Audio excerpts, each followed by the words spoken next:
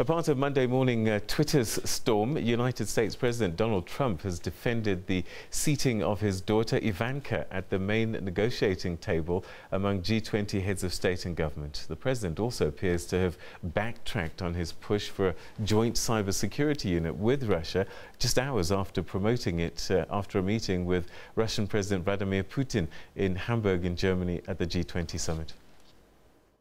As part of a series of tweets that included one again accusing fired FBI Director James Comey of leaking classified information to the press and urging Republicans to replace Obamacare, President Trump defended his daughter Ivanka's role at the G20 that raised eyebrows around the globe.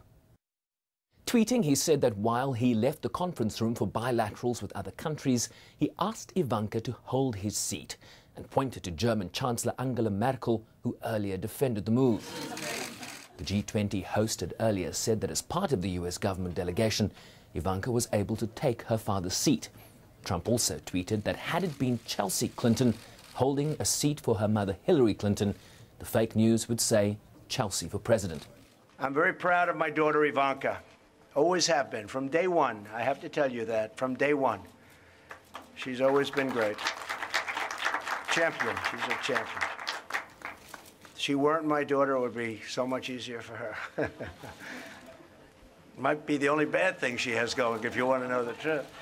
But I'm very proud of Ivanka, who's been a forceful advocate for landmark women entrepreneurs.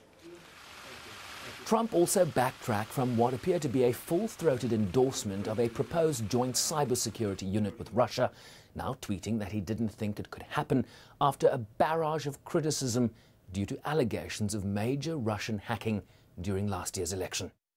It's not the dumbest idea I've ever heard, but it's pretty close. He gave a really good speech in Poland, President Trump did, and he had what I think is a disastrous meeting with President Putin. 2 hours and 15 minutes of meetings.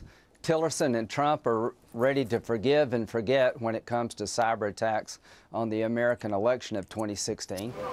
The idea appeared to be a non-starter with broad agreement across political parties and the intelligence community regarding alleged Moscow meddling in the election.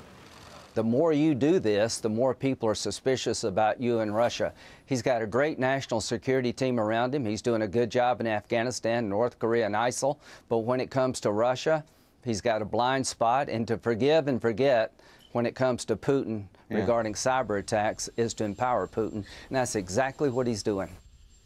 While President Trump has pushed for better relations with Moscow, his administration is caught up in a web of investigations into possible collusion between Russia and his presidential campaign. Sherman Bryceby's SABC News, New York.